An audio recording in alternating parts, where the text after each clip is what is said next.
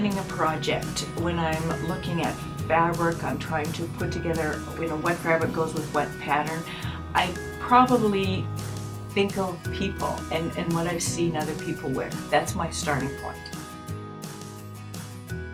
Hi, I'm Barbara Emodi. I'm the author of So, the Garment Making Book of Knowledge, Real Life Lessons of a Serial Sewist.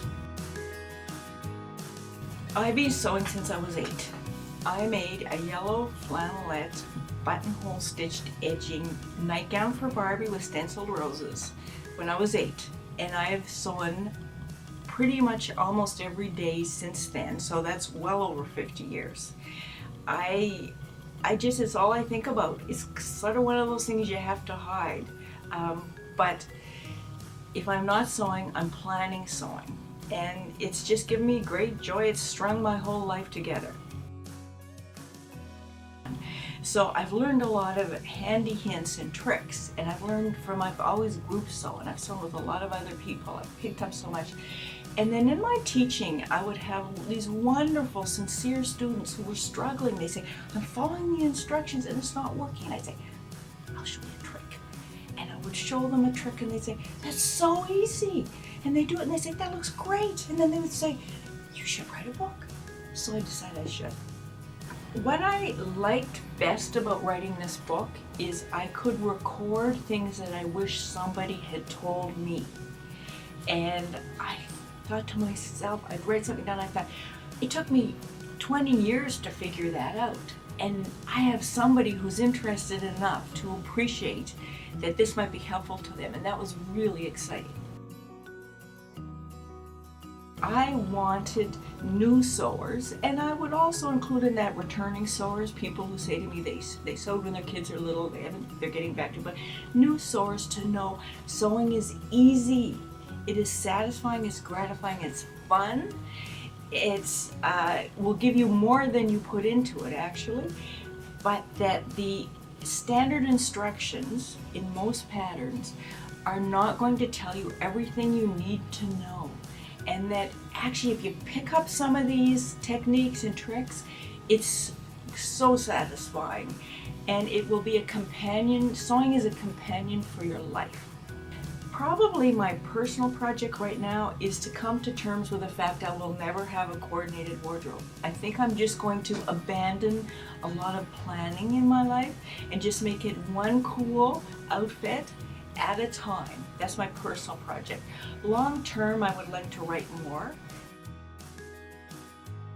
My favorite thing is the moment where you walk into the bathroom and you stand in front of your bathroom mirror and you think, this looks great, and I made it. And it turned out even better than I expected. I often don't know how things are going to turn out. I'm very much, let's see what happens.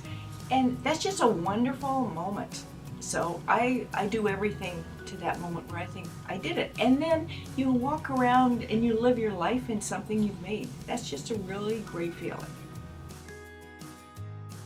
I have right now something which I don't have with me. It's a cardigan, a long cardigan that I made out of bits and pieces, as close as to quilting I will ever get. So every part of it's with a different fabric and it's cozy. I think it's one of the interesting things about children. Children choose clothes by how they feel, right? It's too tight, it's too stiff, it's too wet. And adults try to tone that out. They try to, not pay attention to that. Otherwise, nobody would wear Spanx if they really didn't ignore how things feel on them. And so I always try to have, I think that my favorite garments are ones that feel good. So I'm really trying to make sure that every fabric that I use feels actually tactile, feels good on my body. The So And Sos, after World War I, a long time ago, so women really did not have many avenues for creative. They weren't really allowed to do a lot. They had like a couple of years between working and then they got married and then they disappeared into their houses. So these women, working women, my grandmother used to say, like, Doreen had a career. She was in coats, in coats at Eaton's. So my grandma's a bookkeeper. So they formed this group called the So And Sos, which was like so edgy. And there was about a dozen of them, and they met every month for 60 years, and they kept minutes. And whatever was being sewn fashionably at the time, the So And Sos would make. And sometimes they messed everything up, but then they told all sorts of stories about their lives. And that was their secret place where they could their whole lives not be Mrs. So and so. They could be who they were when they were young. And their minutes are really interesting because it's a history of the fashions and like sewing for the war, and then they all made smock hats, and they went through glove making. They did all these projects, and that was her tribe.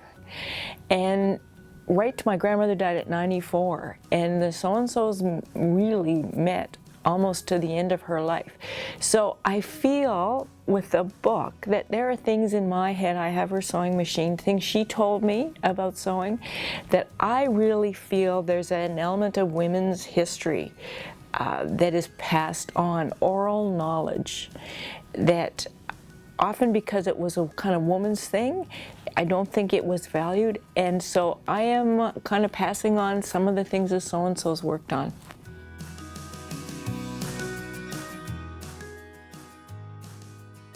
If you don't have to sleep, what would you do with your extra time? I would probably go look at my latest sewing project and realize the reason I wasn't sleeping is because I made a mistake and I'm not going to sleep till I fix it. So I often will get up and I'll get out my seam ripper and fix it, and then I can go back to bed. Do you have a nickname, past or present? Babsy. My grandchildren, they started with Babs and then they changed it to Babsy. Share something that very few people know about you. I worked for 6 years as a political spin doctor, and I'm still a political commentator on CBC. How do you define success? Success is when you feel you haven't hurt anybody and you've made somebody feel better about themselves. Completely important. That's why I teach sewing, actually. That's all you do when you teach sewing. Who's your teacher who taught you how to quilt and sew? Well, my mother did with clenched teeth.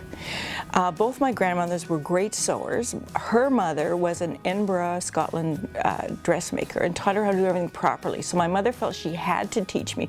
My mother hated sewing. My mother hated anything domestic. So she said, this is how you do a trill or tack. But I mean, she taught me how to do it properly. So I'm very grateful for that. What is on your bookshelf? A lot of literature I have not read, and a lot of sewing books that are covered in Post-it notes. Do you have a hidden talent? I make very good crabapple jelly. As a child, what did you want to be when you grew up? I wanted to be a vet, first of all, and then I just wanted to do something that would give me a lot of time to sew. So how I ended up being a political spin doctor, I have no idea. If you could only have one pair of shoes, what would you wear? I like flip-flops. I mean, it suits me, right? I'm going to be one of those people at formal events in flip-flops. What advice would you give to your younger self? Don't worry what you do as a career. As long as you get enough sewing done, that's all you're going to remember is your garments anyway.